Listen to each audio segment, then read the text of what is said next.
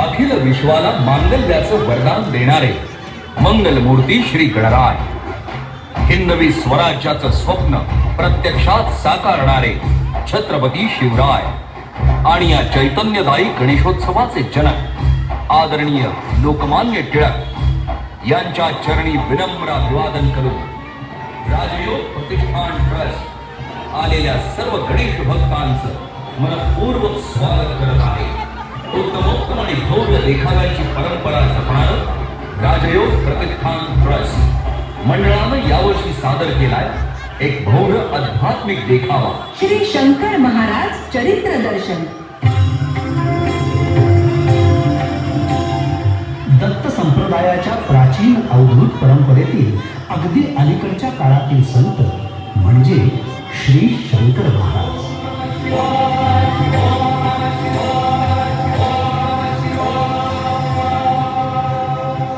अंतापूर गावामध्ये चिमणाजी आणि त्याची पत्नी सौ पार्वतीबाई यांच्या पोटी मुलगा होता.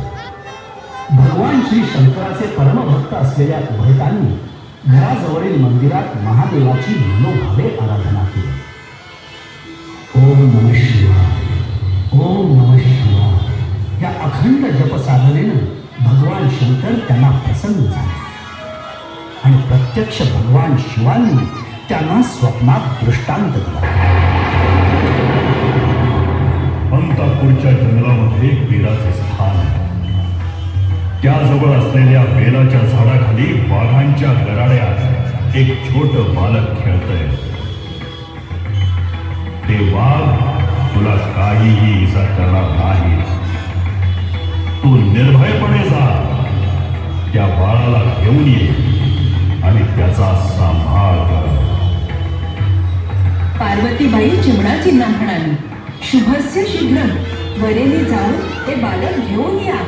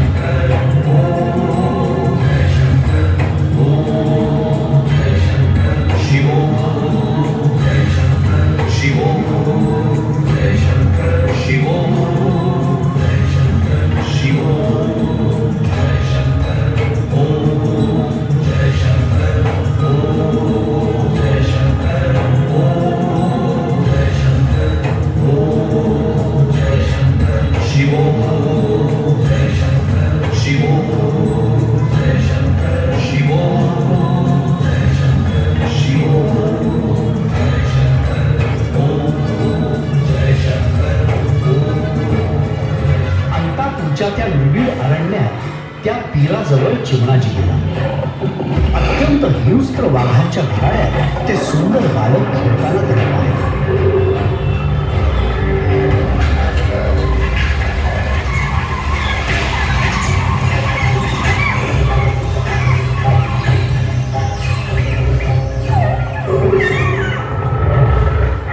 भगवान श्री शंकरांना मनोमन नमस्कार करून ते बालक अलगद उचललं आणि त्याला घरी आणलं.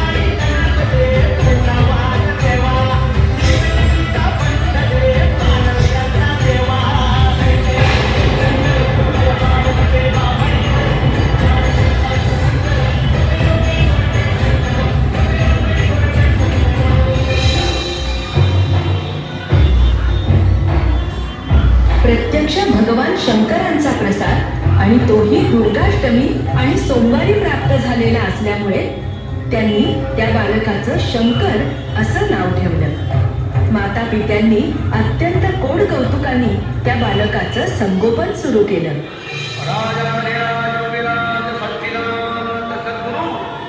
अक्कलकोट निवासी श्री स्वामी समर्थ महाराज की अवधूत चिंतन श्री गुरुदेव दत्त. श्री शंकर महाराज यांचे गुरु म्हणजे अक्कलकोटचे श्री स्वामी समर्थ. छोटा शंकर खेळत असताना तिथे श्री स्वामी समर्थ प्रकट झाले आणि त्या बाल शंकराला स्पर्श दीक्षा दिली. त्याला आशीर्वाद रूपी आदेश दिला.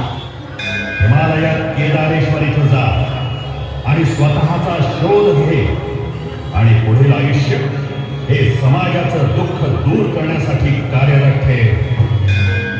त्यानंतर केदारेश्वर पासून सुरू झालेली त्यांची भ्रमंती अक्कलकोट, त्र्यंबकेश्वर, नाशिक, भाग्यनगर, तुळजापूर, औदुंबर, श्रीशैल अशा सर्व तीर्थक्षेत्रातून झाली.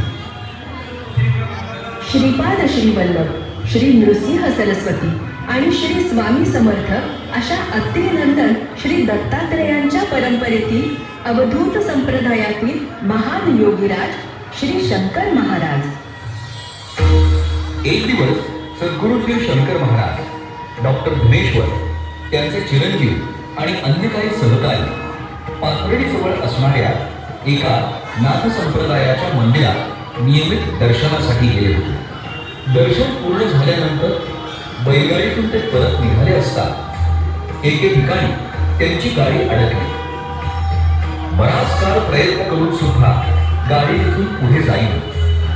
शेवटी सद्गुरू श्री शंकर महाराज हे बैलगाडीतून उतरले आणि त्यांनी आपल्या सहकार्यांना सांगितलं की या ठिकाणी तुम्ही खोदा. त्यांनाही काही समजेना की महाराज असं का सांगताय, पण महाराजांची आज्ञा शिरसावते मानून त्यांनी त्या जागी खोदकाम करायला सुरुवात केली. आणि काय आश्चर्य, अगदी थोडंच घडलं असता खालून भगवान शंकराची एक पिंड बाहेर आली.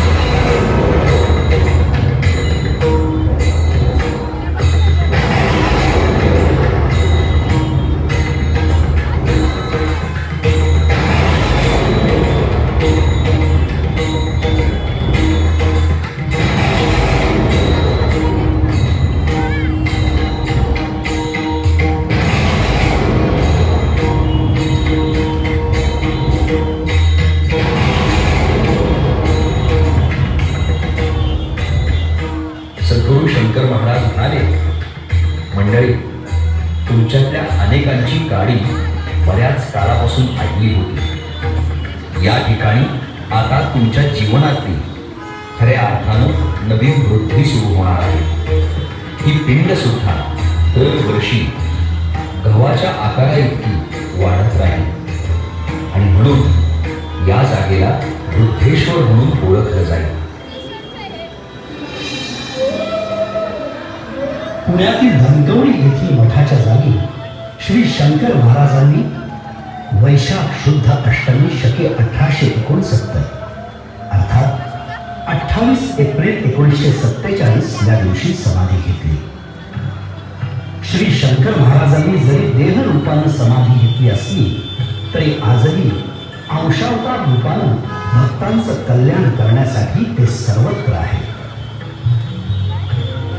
जो मनुष्य श्री शंकर महाराजांच्या वचनांप्रमाणे आपलं जीवन आचरितो आणि श्री शंकर महाराजांना, श्री स्वामी समर्थांना, श्री दत्तात्रयांना श्रद्धापूर्वक अंतःकरणानं आपलं जीवन समर्पित करतो, त्याला आजही श्री शंकर महाराज अंतःकरणपूर्वक हाक मारल्यावर दर्शन देतात.